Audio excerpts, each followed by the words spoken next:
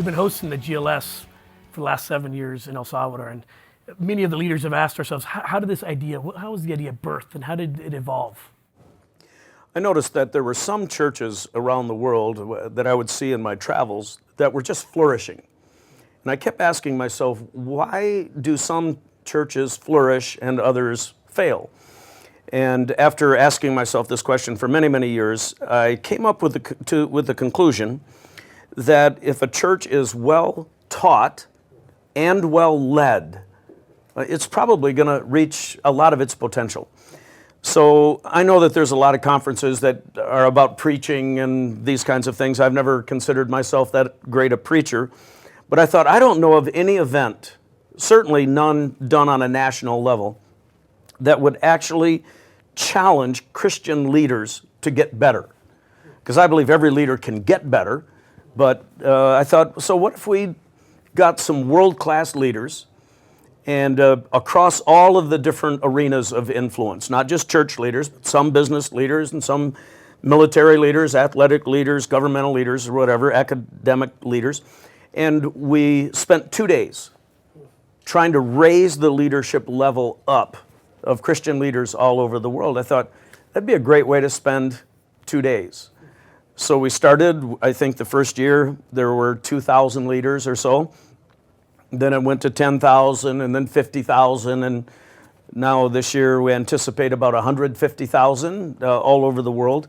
But leaders love to learn, and leaders love to learn from other leaders.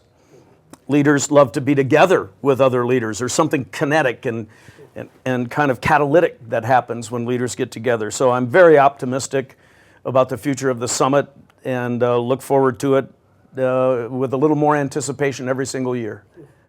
Who would you say is your core market or your client that you're trying to go after? What is the change that you would like to see in them because of these 2 days, this 2-day event? I think leaders have to take responsibility for their own leadership development. And we just kind of keep reminding them of that. Don't expect someone else to make you better. It's not someone else's job to develop you. It's your job to develop you. You can do that through reading, you can do it through a mentoring relationship, you can do it a lot of different ways, but it's fundamentally your job. And when leaders take responsibility for their own leadership development, dynamic things happen. And you mentioned earlier that the conference is a little different than other pastors and leaders conferences. How would you define that difference? I mean, what's in your heart? What makes that conference different? Well, first of all, we're only about leadership. It's not leadership plus preaching, plus evangelism, plus finance. It's just leadership. I mean, it's very pure. Secondly, it's an incredibly high challenge environment. I mean, it's not for the weak of spirit. I mean, we give big challenges to big leaders to change this big broken world. It's very intellectually stimulating. We have people from some institutions of higher learning that blow our minds with some really cool leadership tensions and theories and so. And, you know, we like to have leaders who have built something, who have learned something, who are willing to, that's how we choose our faculty. We say, who's built something? And what can we learn from the fact that someone else built something?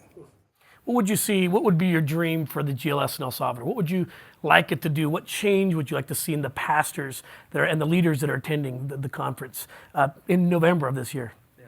Well, I love this country, you know, and every time I come here, there's a little part of me that gets ignited, and I think, wow, what if every church in this country were just filled with great vision, great leadership? What if pastors were feeding well and leading well and empowering the people to do great work in their church and in their community? You know, what if every church was reaching its full potential?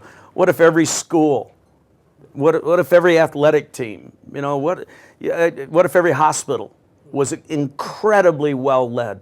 What if the central government was just incredibly well led in every part of it? I mean, can you imagine what could happen to this country?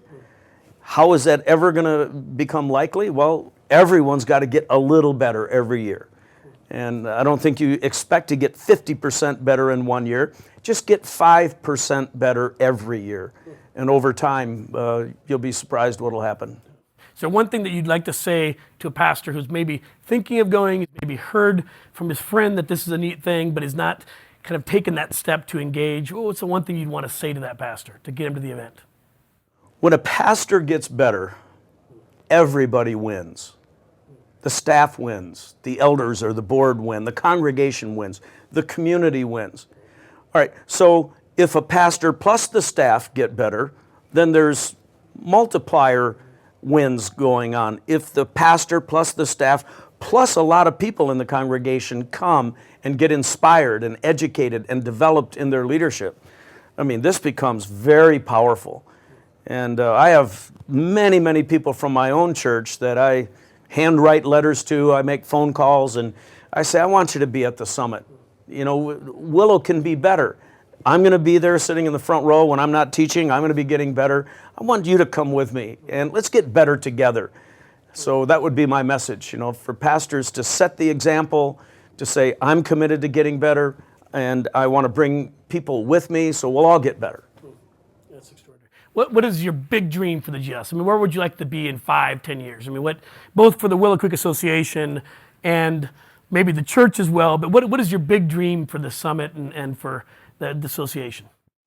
I'd like to see a summit in every country, about 200 countries now on planet Earth. I'd like to see summits in every country. I'd like to see 1 million leaders getting better on an annual basis. I think we'd really make an impact on our world.